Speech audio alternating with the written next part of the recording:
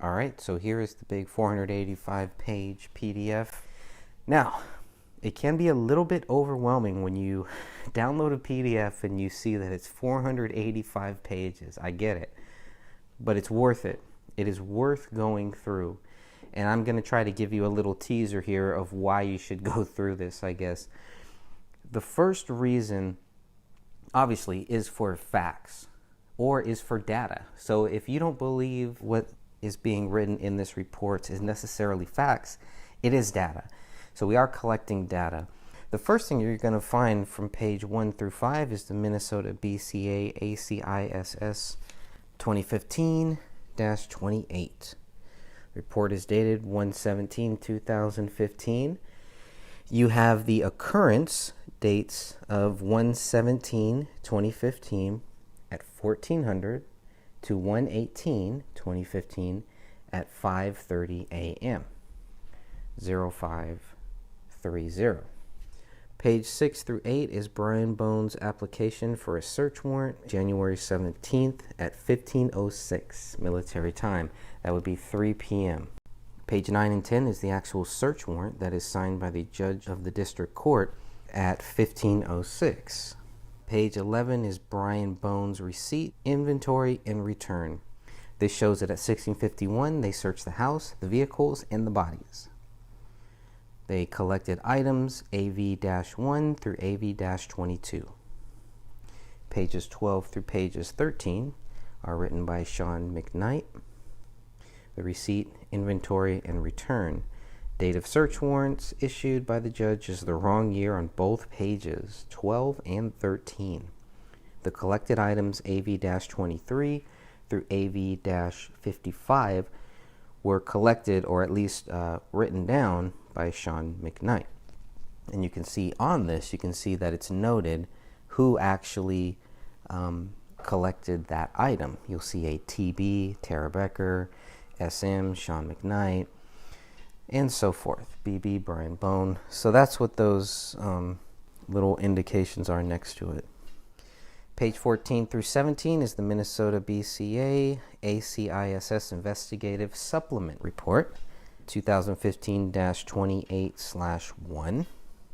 Report date is 1/22/2015. Two case files are mentioned here. The AVPD 15-303, and the other case file that is mentioned here is the MNBCA Forensic Laboratory S15-00662. Okay, so 1.1, 1.2, and 1.3 are CDs. There are 3 CDs out there. 1.1 contains the raw digital images of latent prints from the crime scene. 1.2 is a CD that contains raw digital images of handwriting on wall from the crime scene. And 1.3 is a CD containing raw digital images of bloody footprints found at the scene. Page 17 specifically mentions blood footprints. Now, I know that there is an image out there, a couple of them out there, that when I first saw the pictures of bloody prints on the kitchen living room area floor, I thought they were handprints. I really did. I go back and forth sometimes, but I do, right now at least, I do believe, yes, they are footprints. So I've been looking at any evidence of them being either footprints or any mention of them being fingerprints. But here, they are specifically mentioned on page 17 as footprints.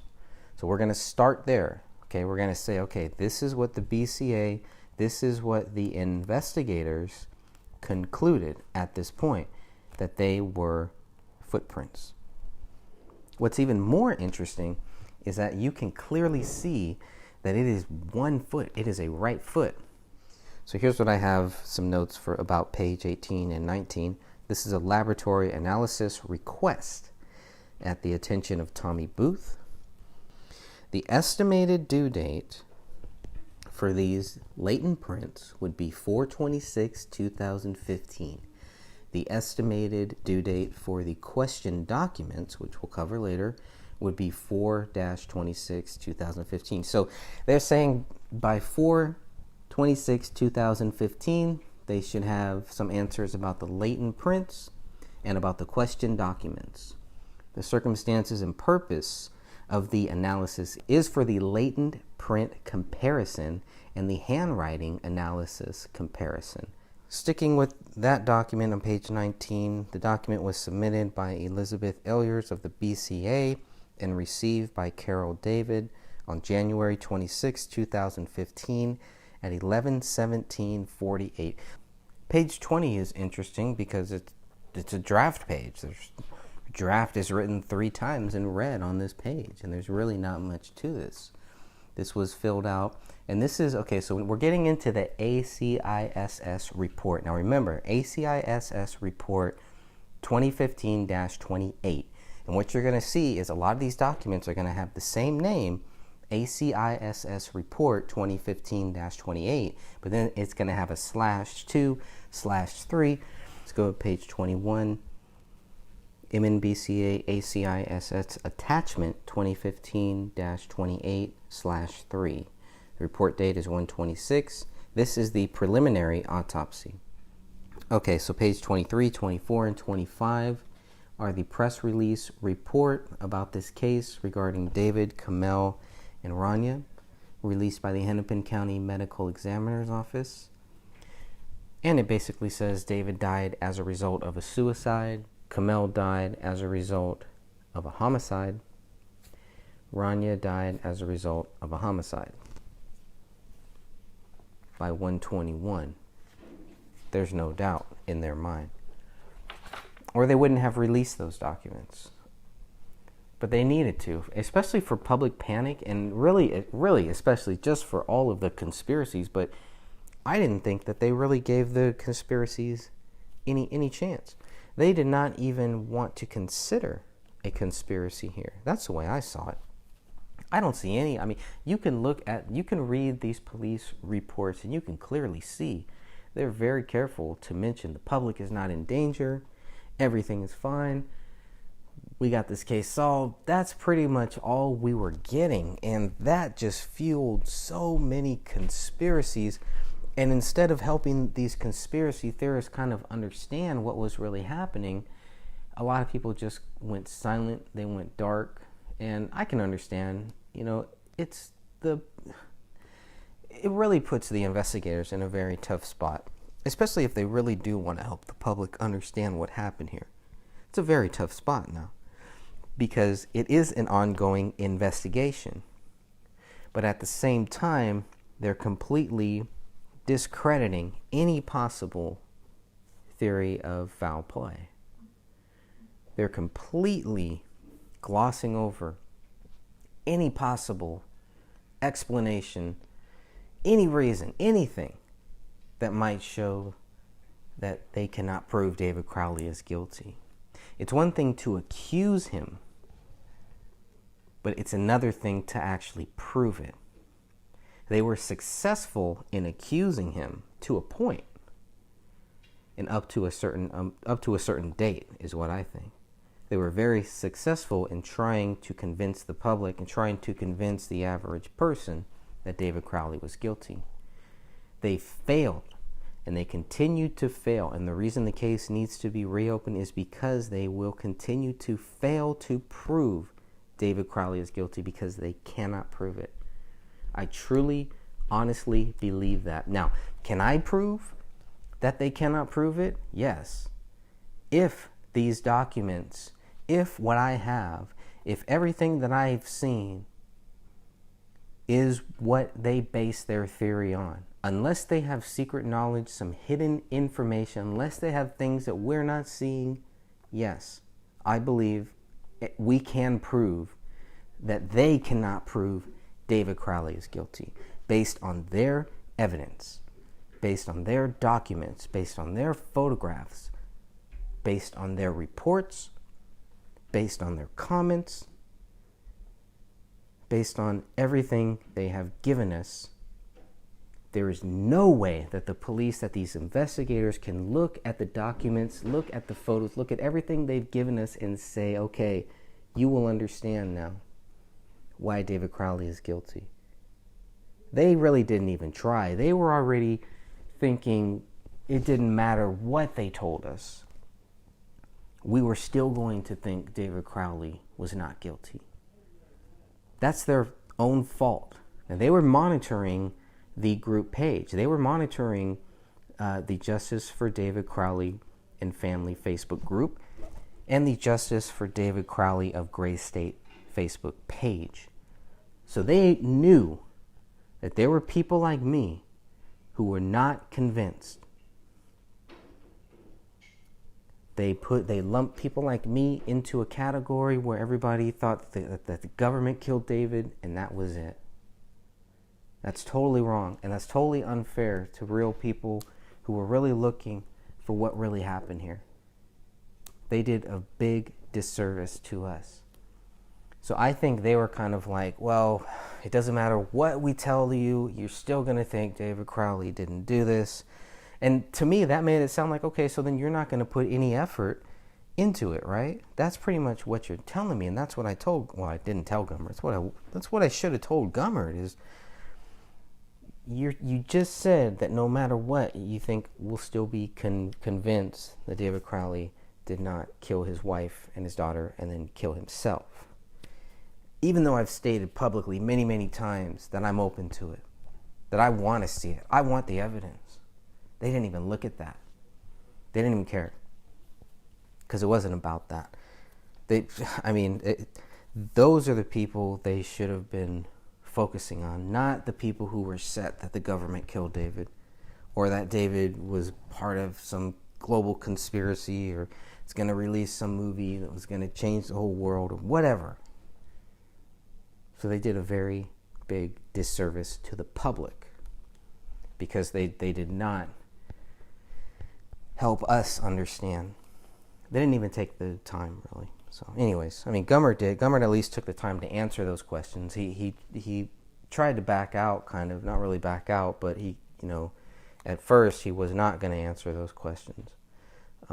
But he's a man of his word. Gummert is a man of his word, and he answered those questions, and I thank him for that. Page 26 is ACISS Attachment 2015-28/4, report date 1/26/2015. And this is in regards to the latent prints of David Crowley and the DD-214, which is his military record. That was requested by Chris Olson. Status was approved, and the approved date is 1/26/2015. The record originating date is 1/26/2015. It says on January 21st, 2015. Oh, here we go. Here's the FBI thing now. Because it was always, were the FBI involved? Were the Department of Homeland Security involved? Were the FBI involved? Who was involved? So now we have the one mention of the FBI in these documents. I think this is the only mention that you'll ever see. And it's only for Olson to request from the FBI, from the Minnesota FBI, David Crowley's fingerprint card taken by the U.S. military on 6/24/2003. And this FBI agent, Travis Yarberg, sent Olson David's DD-214 on January 21st, 2015. This shows they had David's fingerprint. This is going to be one of the most important things that you're going to read in these documents, simply because of they have one match to David's fingerprint, one. And it's on the notebook in the office bedroom. That's it. They don't have a fingerprint. They don't have a palm print of David's on that gun. They can't do it. Now you could say, well, it's because the gun was there for 3 weeks. You could say it's because of the dog. Whatever you want to say. That is a fact. They could not put the gun in David's hand. That's a big thing. It's a huge thing. It's one more reason to reopen this case, I think. You talk about the smoking gun. The bloody gun might be the smoking gun. Okay, so Olson gets the fingerprint card from the FBI on January 21st. Then on the following day, he receives David's DD-214 from SAIC Michael F. McDaniel. So even though we were told that the FBI were not involved, technically they weren't, and technically they were, right? They weren't involved in the investigation. There's no proof that they were involved in the investigation, but they were contacted. So, semantics, yeah, okay. I'll give them that one. And then page 28 through 31, another ACISS crime scene supplement, 2015-28/5. So now we're into the fifth part. Still dated 1/17/2015. The crime scene processing. That's what we're going to be going through here now. The BCA received a call at 14:17. They arrived at 15:30. Their work was completed on 1/18 on the following day at 4:30. The BCA, on page 28, you'll see the BCA took 800 photographs. They took a photograph of the exterior, the interior, general area, point of entry, no. Point of exit is no. Shoe prints, no. That was interesting. Footprints, yes. Tire tracks, no. Tool marks, no. Victim injuries, yes. Weapons, yes. So when you think about just another thing, going back to those shoe prints, I did notice that comparisons to the officer's shoe prints were made to shoe prints in the snow. And then I wondered, did the police ever compare David's shoes to the shoe prints in the snow?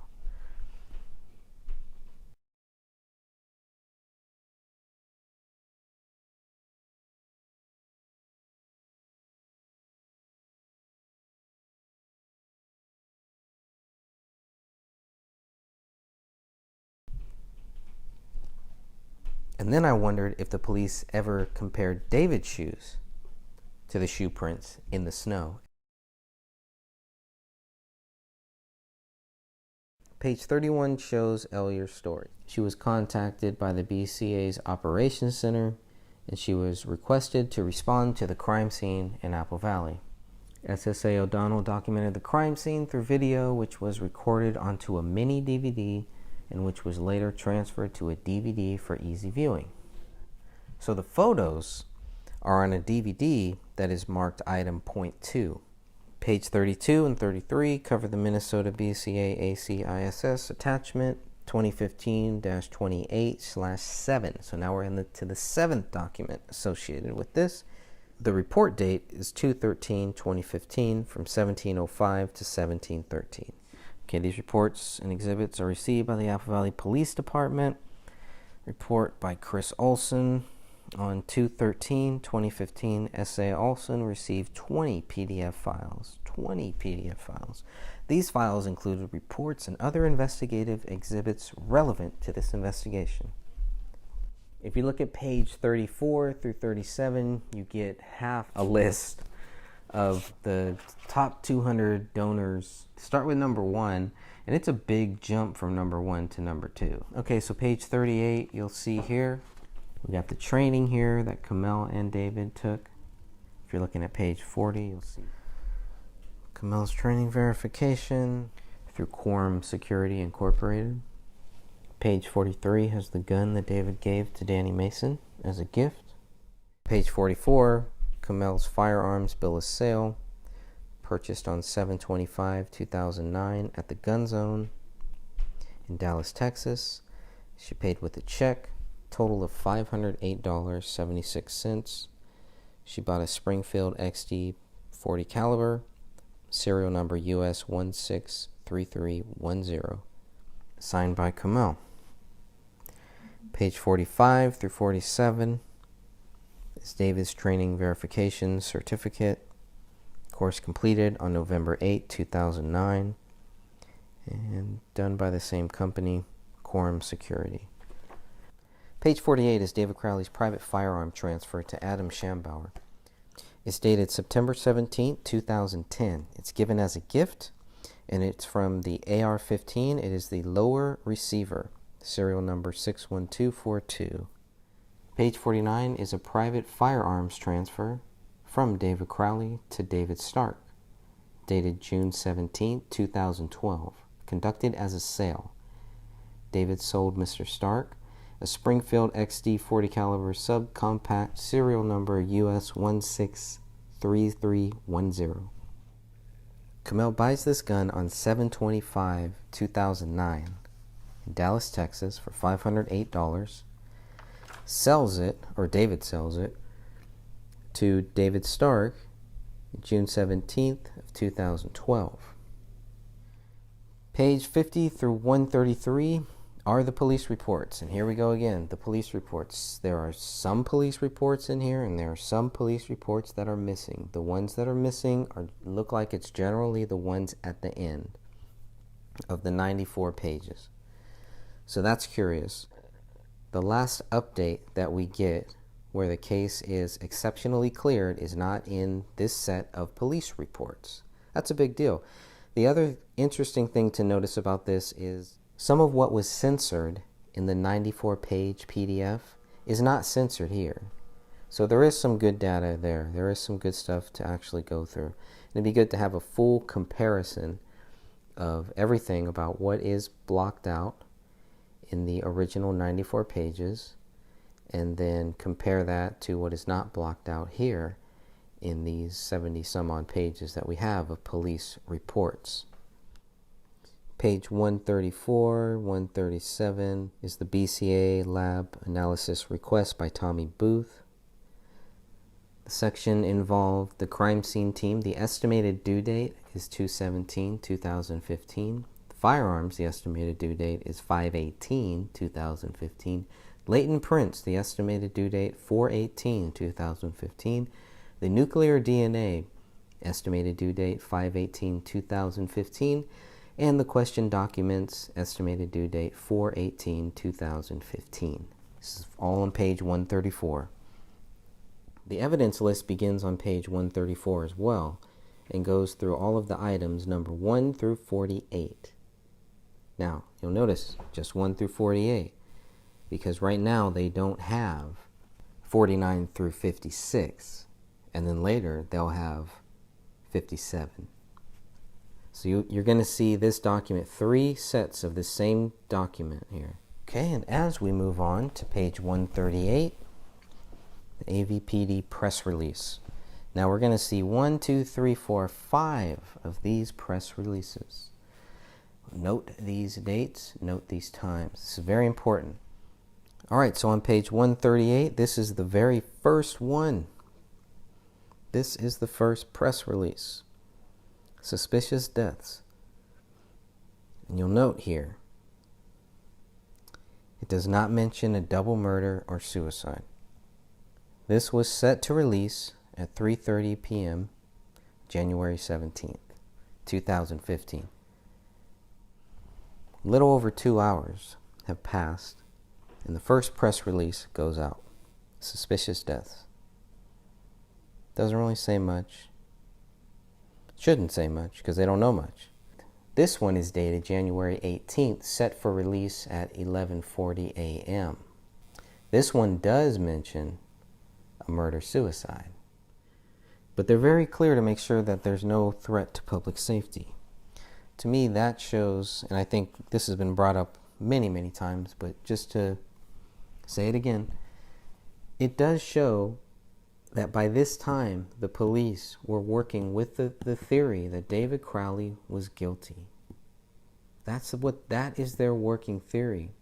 They don't have 2 bullets yet. They don't have item 53. They don't have item 57.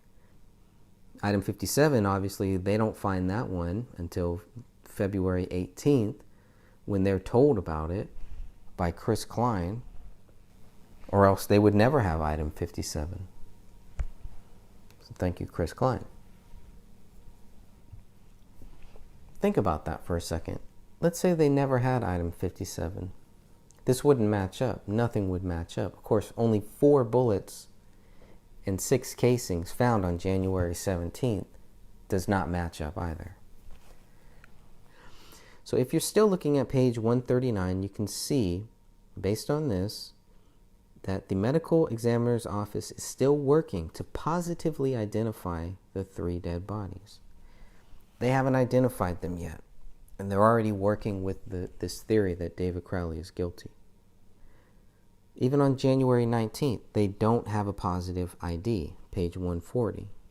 But they're already treating this as an apparent murder-suicide. So maybe they're just being cautious. Maybe that's just legal speak, and they're just making sure CYA. And on page 141, dated 1/21/2015 at 3 p.m. Now they have a positive ID. So by 1/21, they have a positive ID. They have already said that they believe that this was a murder-suicide. We can conclude that by 1/21/2015, the police are working with that theory that David Crowley is guilty. They're not looking at other theories. They're not looking at foul play. They've ruled out foul play. Okay, page 142 is going to be the fifth and final press release that we're going to see here. And the investigation is still ongoing. Last verified activity from the residents was late December of 2014, according to investigators. Captain John Brummel is actually quoted in this last one. He is quoted, "The analysis of these devices could provide important information about this incident, but that analysis will take time." Page 144, 145, and 146 all look like they are trying to identify Kamel. January 18th, 1:49 a.m. Ryan Olson sends Sean McKnight this image on page 145 to identify her by her tattoos. Probably one of the fastest, easiest ways to identify a person, I would think. We're going to move on to page 147. Page 147 shows how they were trying to identify David Crowley through the tattoos. And you will note that date originally sent from Ryan Olson to Sean McKnight on January 17th, 2015. Okay, page 150 to 151 is a release form where they are releasing the dog to Dan Crowley Jr. The dog was obviously impounded on 1/17/2015. It's a mixed breed. It's a male. Dan Crowley Jr. claims that dog on January 21st, 2015, according to these documents here. So this fax that we're seeing here, this document was faxed from the pet hospital to the Apple Valley Police Department on January 21, 2015. You can see that on page 151. On page 152, you will see that on January 23rd, 2015, Tommy Booth is notified that the forensic scientist assigned to the nuclear DNA section assignment in this case will be Rebecca Diane. Page 153 is the handwritten report with a list of authorities involved. This lists everybody who was involved in this case. Page 154 through 157 is Kamel's messages with an unnamed person. The dates include Monday, November 24th at 9:57 a.m., where she met with somebody at a coffee house. Kamel's plans for after the holidays. Quote, "I'd also be interested in planning a more elaborate, fun get-together after the holidays." On page 155, she's corresponding with somebody on December 3rd, 12:39 p.m., and she responds on Friday, December 5th at 11:53 a.m. So you can read page 154 through 157, and you can see, and you can judge for yourself. Because we get down to page 156, and now we're in December of 2014.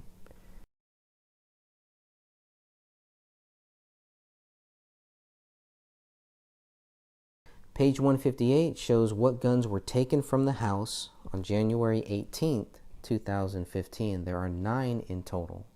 On page 159, you'll see that Brian Bone is trying to get access to David Crowley's Dropbox. He is requesting a preservation of the account and any account associated with this specific Gmail account, crawls04@gmail.com. Page 160 through 162, we're back to the BCA Forensic Science Service, filled out by the AVPD Brian Bone. This is for the nuclear DNA test. Specifically, look at what it says under latent prints here. Elimination principles from all principles? No. Major case prints, fingers/palms for crimes against people? No. Is the evidence process? No. DNA cases. Known DNA samples from all principals. Yes and no. Still on page 161. It clearly says yes and no. Both of those boxes are marked on page 161. Page 162, the elimination principles names David, Kamel, and Rania. All right, page 164 shows Joe Cooksley as the forensic scientist assigned to the crime scene team. Page 165 shows that Catherine Roach is the forensic specialist assigned to the nuclear DNA section. Page 166 through 318 shows David Crowley's Facebook account activity.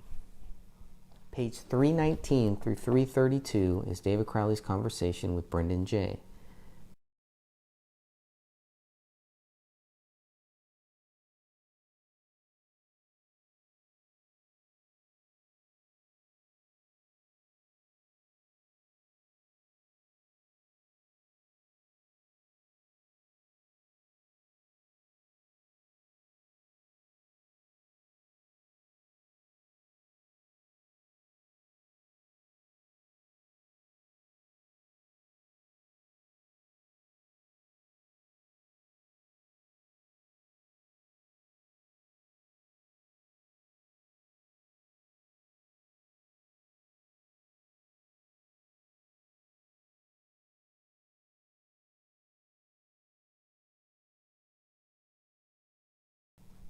Look at page 335 and 336 now, and you will see this post that was removed. You won't find this post anymore on David's social media. This was removed, a removed post, page 335 and 336. So the police were able to get a record of this.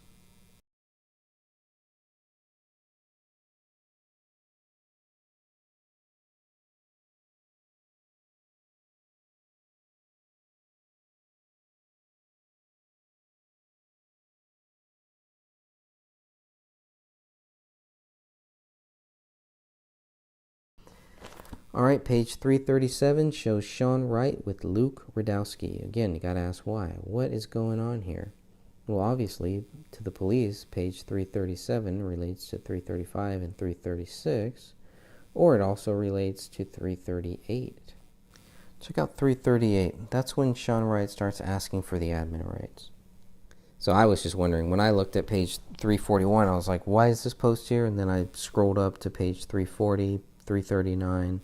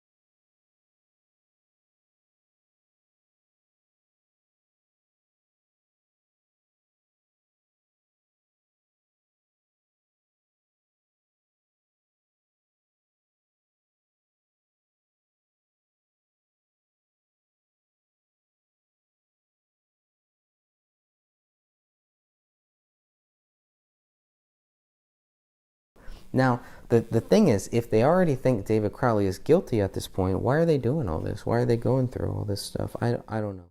Page 342 is the email exchange between David and Jason Allen.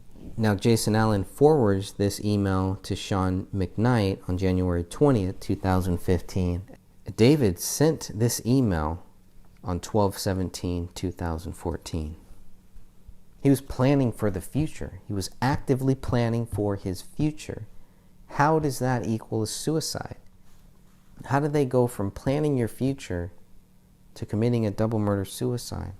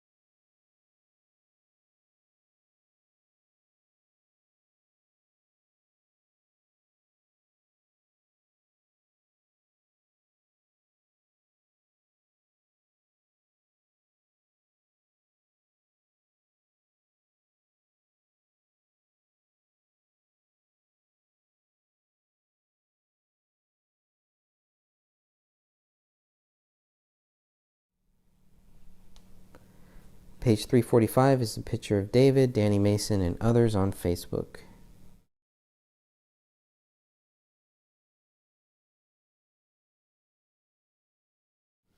Page 346 through 349 is the AVPD Property and Evidence Report. Very important document here. Page 350 is the Property and Evidence Report, dated 1/22/2015 at 1:59 p.m. This is the bullet that rolled out of the carpet. It's also listed as item 026 on there. Page 352 is another Property and Evidence Report with the bodies in the bags. This is print dated 1/27. Page 353 is David's clothing list.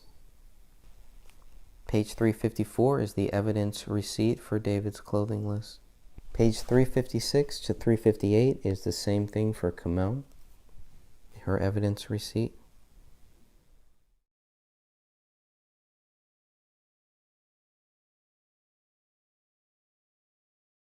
Page 362 is the property release form for the same bullet that was found on January 20th that rolled out of the carpet.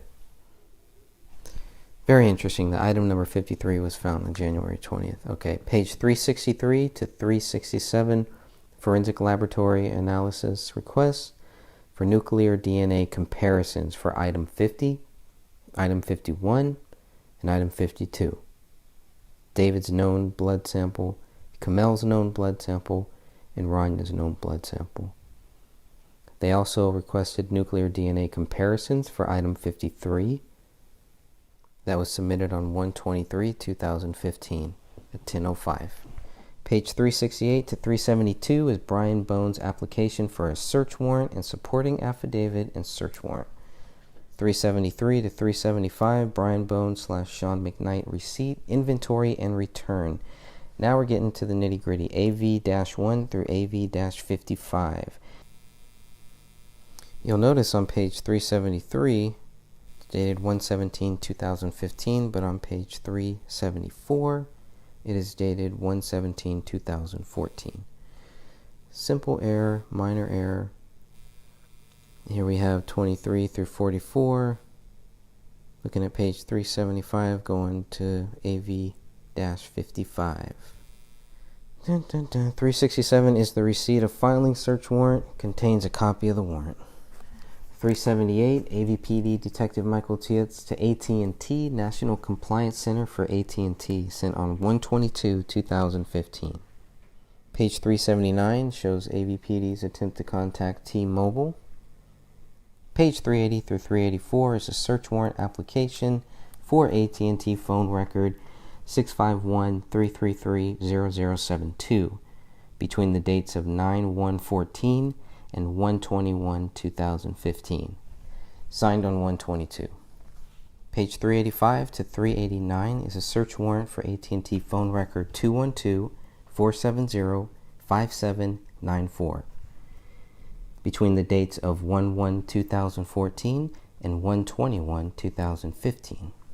Page 390 to 394 is a search warrant for the T-Mobile phone 254-616-0461 between the dates of 1/1/2014 and 1/21/2015. Page 395 is a search warrant for the AT&T phone record 612-999-4890 between the dates of 9/1/2014 and 1/21/2015. Page 396 to 399 is when Gummert learns in regards to Ranya's school that David and Kamel had multiple emergency contact numbers on file at the school, including the number 612-999-4890. Page 400 to 404 is Sean McKnight's search warrant for the computers and digital media storage, and the list of items are included.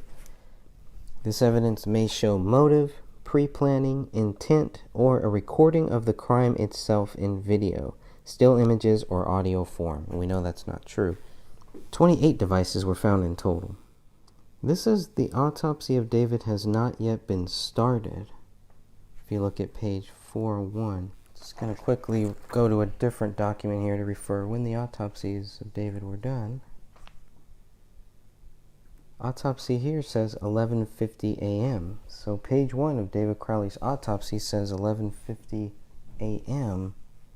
But Sean McKnight's report clearly says the autopsy hasn't even been started yet.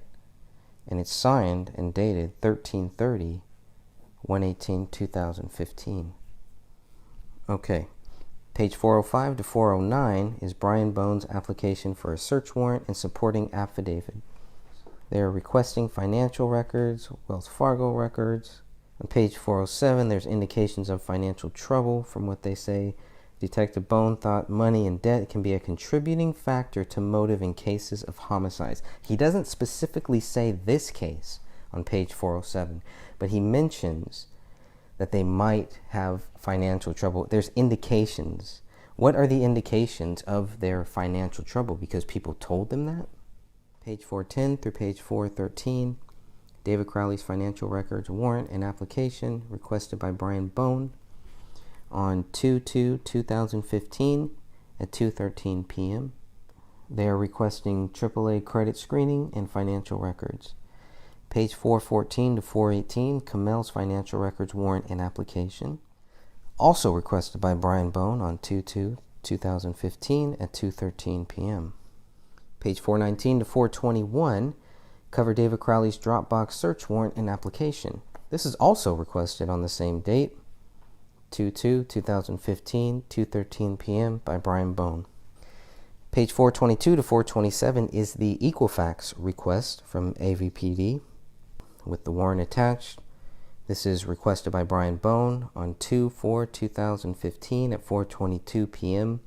They are specifically requesting financial records for Kamel. Page 428 through 432 is pretty much the same thing, but for David Crowley, it's an Equifax warrant and application. Same date, 2/4/2015 at 4:22. They want David's financial records. So they have this stuff. And we see at the very end of this, again, there is very little proof of any financial trouble from what I can see here. And that doesn't include David's pending deal for his Hollywood project. And it doesn't include the $14,000 check that was left on their front doorstep. And they're still saying that there's indications of financial trouble. With the $14,000 check found on the front doorstep, it's hard for me to believe there's indications of financial trouble. Why aren't the police seeing the same thing? Why aren't investigators seeing that same thing? Why did Mason Hendricks not want this to be made public?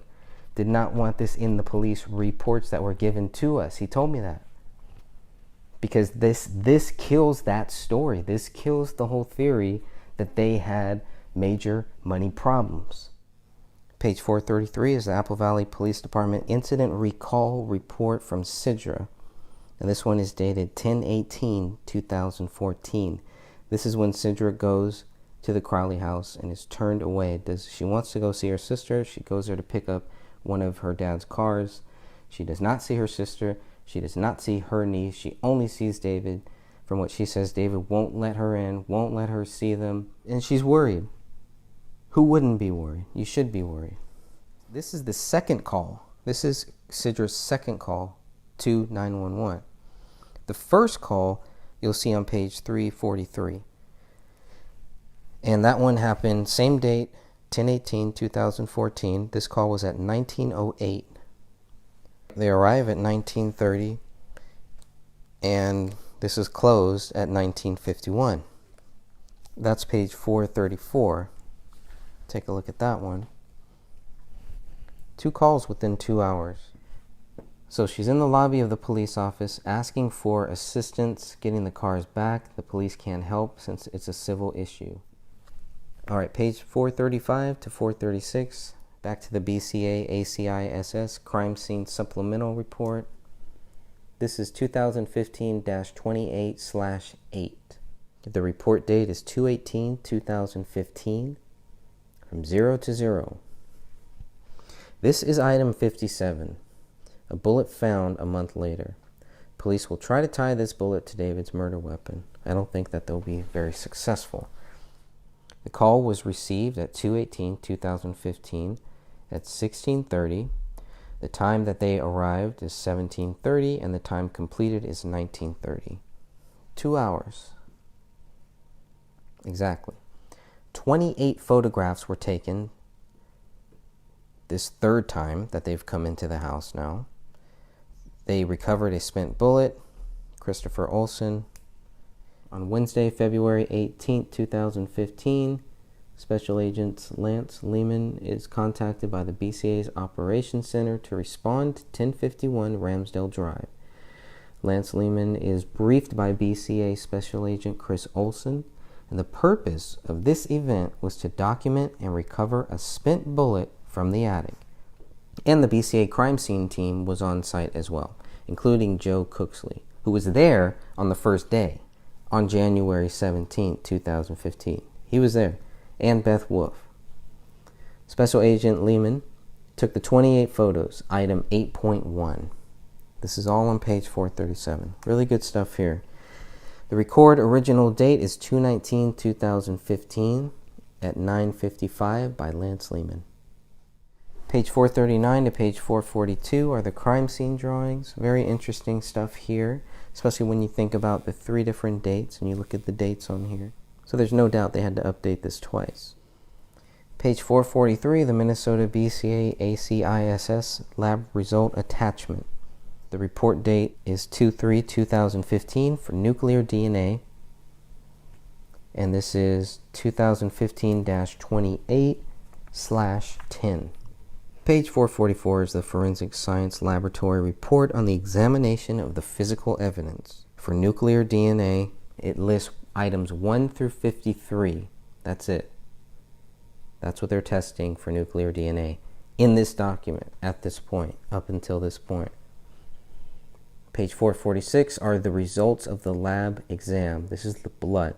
Presence of blood is found on the pistol, item 1A, in 4 areas. It's 1A-1, which is the grip of the gun, 1A-2, which is the slide of the gun, 1A-3, which is the trigger of the gun, and 1A-4, which is the muzzle of the gun.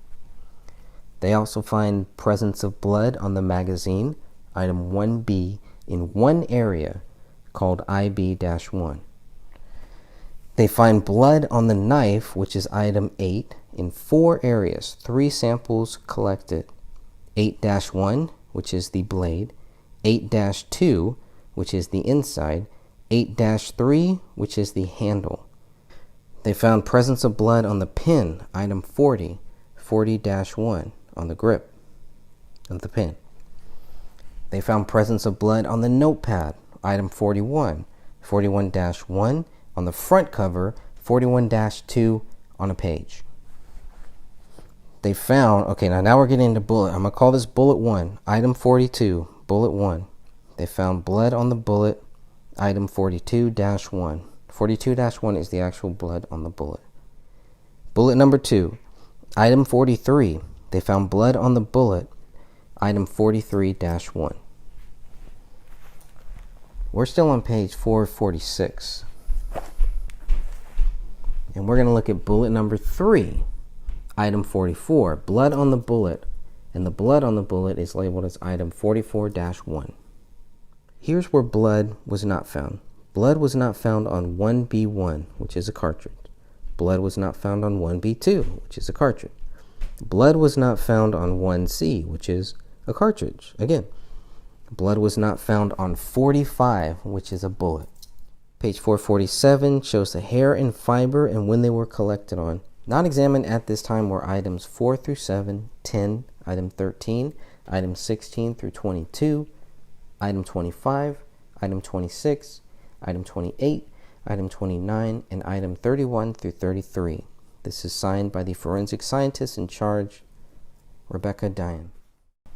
Okay, page 448, Minnesota BCA ACISS lab result attachment, 2015-28/11. This is dated 3/11/2015.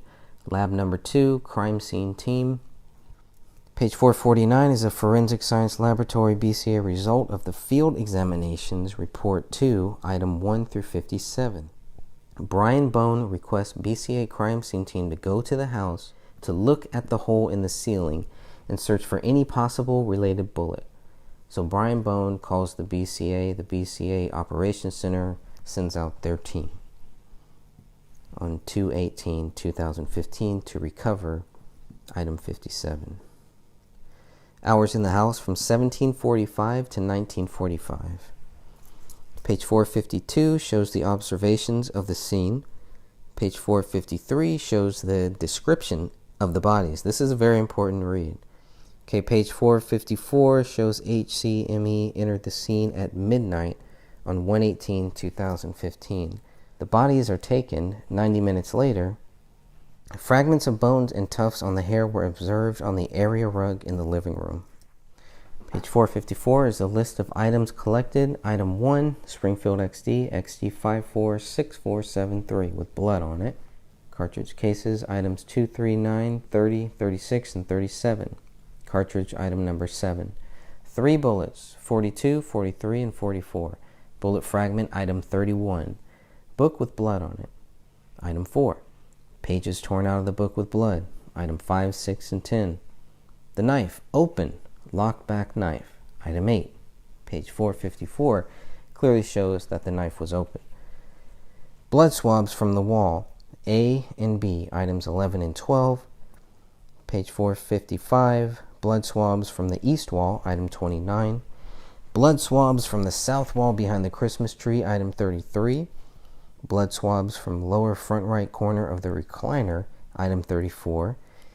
Blood swabs from wood floor outside of area rug, items 13, 14, 15, 18, 19, 20, and 32. The magazine from item 1 had blood on it, ridge detail, loaded with less than 4 cartridges, also a cartridge in the chamber. Page 456, item 57 is mentioned. A projectile was traveling generally west to east as it entered the ceiling and exited the attic. From the island counter wall below the countertop, items 16 and 17. Blood swabs of underside the island countertop, item 28. Blood swabs of the laptop's A key, item 24. Blood swabs of the keyboard surface, item 23. Blood swabs from the island countertop next to the laptop, item 25. Blood swab of tissue box, item 26. Blood swabs of cell phone, item 35. The dishwasher was open, dish racks pulled out. Blood swab of the kitchen floor, item 21. Blood swab inside the dishwasher, item 22. Page 457, items 46 and items 47, the notepad and the note page, possible handwriting samples from Kamel. Page 457, item 48, checkbook from David, possible handwriting samples from David. Blood swab collected in hallway outside of the office, item 27. Blood swabbing of office desk, item 39. Blood swabbing of notepad, item 41. Possible bloody ridge detail and blood on previous page 2. Blood swabbing of pen, item 40. Open safe in the master bedroom. Loaded magazine with keys and miscellaneous items. There is a swabbing of push keys on the top of the safe, item 38. Page 458 is the house diagram. You have the basement wall bullet here. You have the hole in the south wall. Chemical testing failed to detect the presence of lead.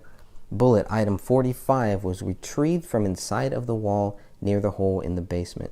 This is all the basement wall bullet. The bullet hole in the living room was underneath the area rug. Holes were observed in both the area rug and the wood floor underneath that rug. Chemical testing of hole in wood floor failed to detect lead. Page 459, additional items submitted. Item 49 by Special Agent Chris Olson. Item 50 through 53 by Whitney Dorn. Item 54 through 56 by Special Agent Beth Ellers. Nuclear DNA tests were done on items 1 through 45, items 50 through 53, and item 57. Latent prints were done on item 1, item 40, item 41, item 49, and item 54. Firearms, item 1 through 3, item 9, item 30, item 36, item 37, item 42 through 45, item 53, and item 57.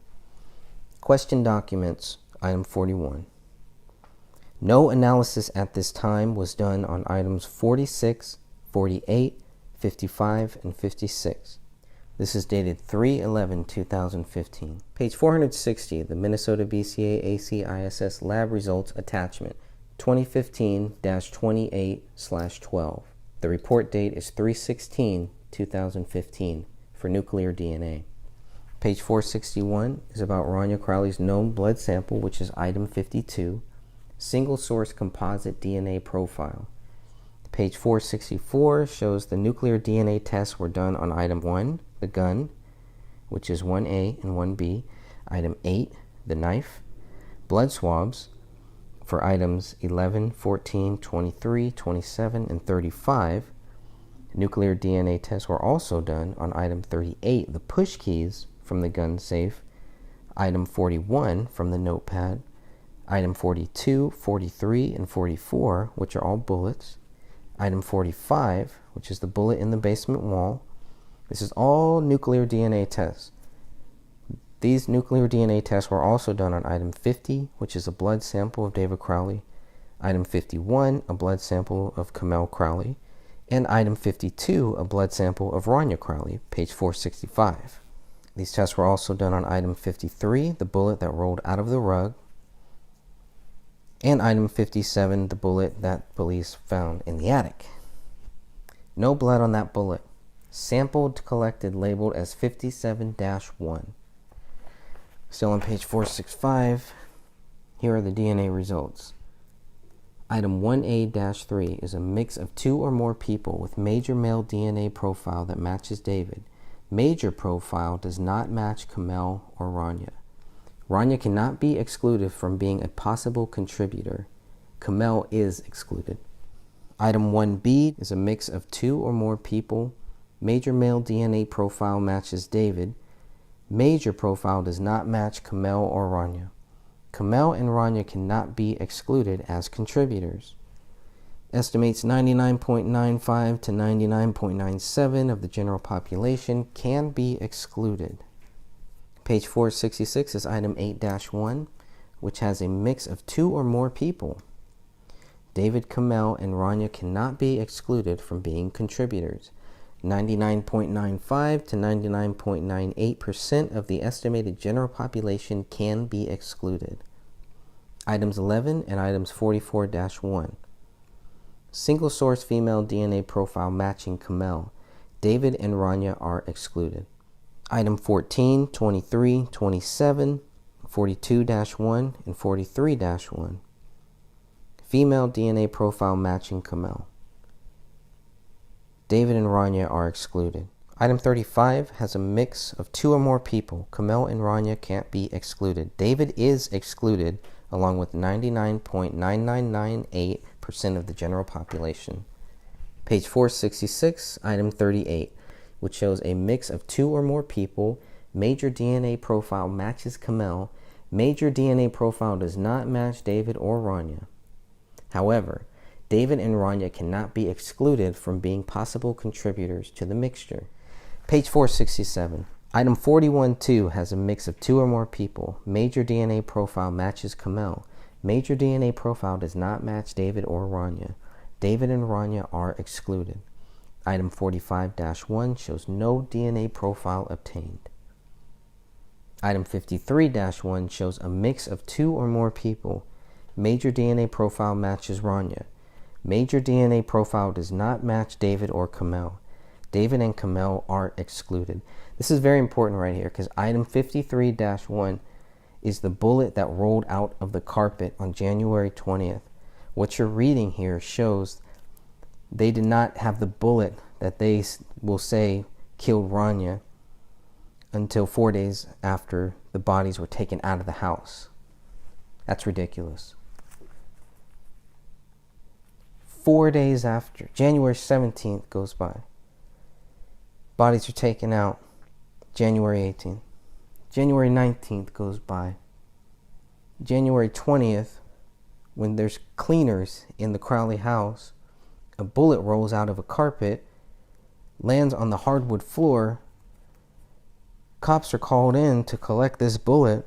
This document on page 467 shows this is the bullet that killed Rania, most likely. That's what it's telling me. They missed this bullet too. The only bullets they found, if their logic is correct, the only bullets they found on January 17th were related to Kamel.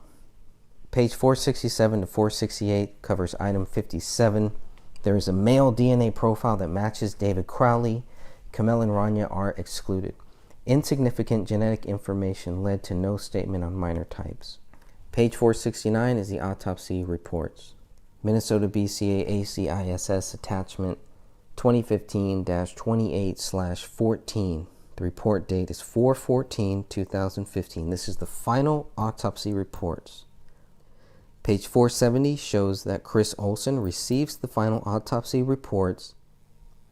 Final autopsy claims David died of a self-inflicted gunshot wound to the head. Page 471, the Minnesota BCA ACISS lab result attachment 2015-28/15 with a report date of 5/24/2015. Lab 5-FA. Page 472 covers the forensic science laboratory tests on firearms. Lab 5, there's an item list. This is dated 5/22/2015. Page 473 shows the results of the laboratory examination. On item 1, the gun fired item 2, fired item 3, item 9, item 30, item 36, and item 37, for a total of 6 .40 cal Smith & Wesson cartridge cases. Now, item 1 also fired item 42, item 43, item 44, item 45, item 53, and item 57, for a total of 6 .40 caliber Smith & Wesson bullets. They find matching features between item 57 and item 31. So item 1 fired item 31. Item 7 was not examined. It's a cartridge. So they take the matching features between item 57 and item 31 to show that item 1 fired item 31. Examinations of item 42, 43, 44, 45, 53, and 57 showed them to be consistent with bullets from the Winchester PXD1 brand cartridges. You know, when I first read this, I thought it was the other way around. I thought they were using item 31 to help prove item 57 was fired by David's gun. Reading this now, I'm looking at it differently, and now I'm thinking they're trying to say what they found with item 57 helps them prove something about item 31.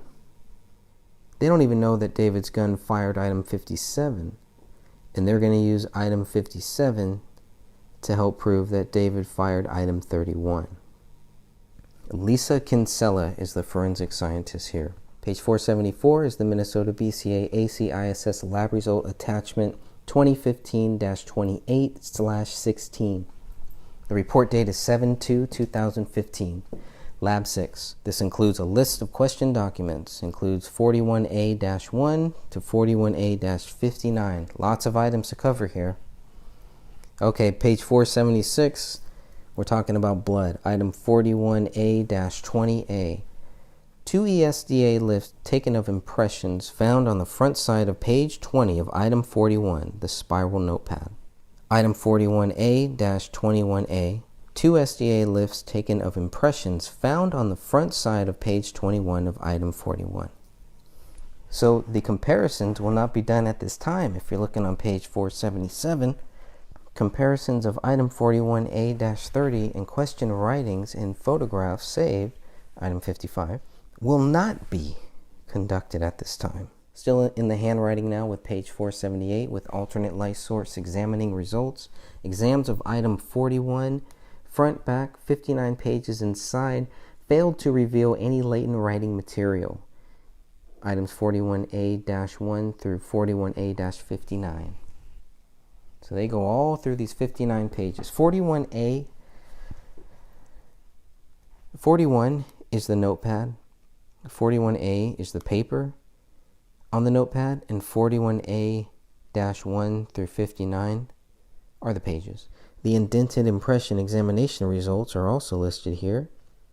These impressions were done on 41A-20A and 41A-21A. Limitations. Additional writing impressions were developed that could not be interpreted. Page 480 is the BCA-AC-ISS lab result attachment 2015-28/17, dated 9/10/2015, September 10th, 2015, done by Lab 7. Page 482 shows the latent prints, dated 7/31/2015. List of items submitted are all from page 482 to 484. This includes the gun, the magazine, the pen, the notepad, 59 pages. Item 49 is a known fingerprint card of David Crowley. Item 54 is a CD with images of 25 NEF images. Item 58 is a disc with images of latent prints from 1A, 1B, 41A, and 54. Latent prints.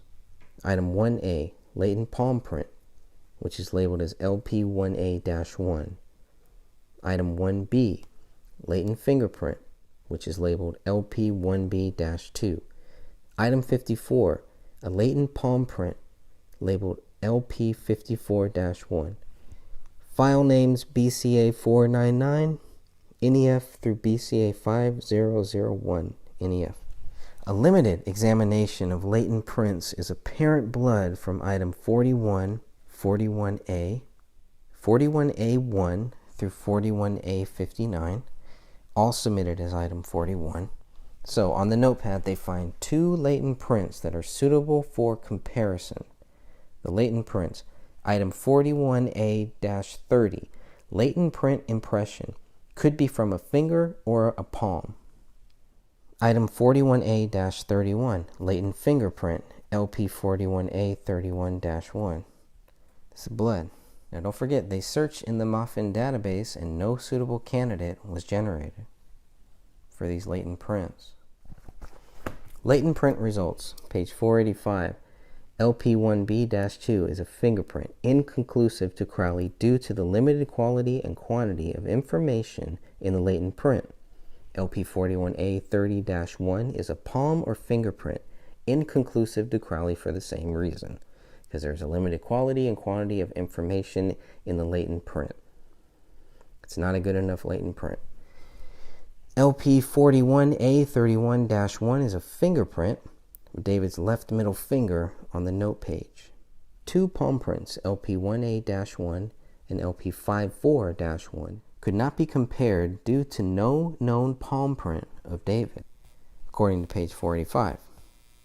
This is dated 7/31/2015, well after they had contacted the FBI and the military. So they have palm prints, but they can't match them to David. They have a fingerprint, 2 fingerprints. Can't match them to David. Yet they're still going to go and claim David is guilty.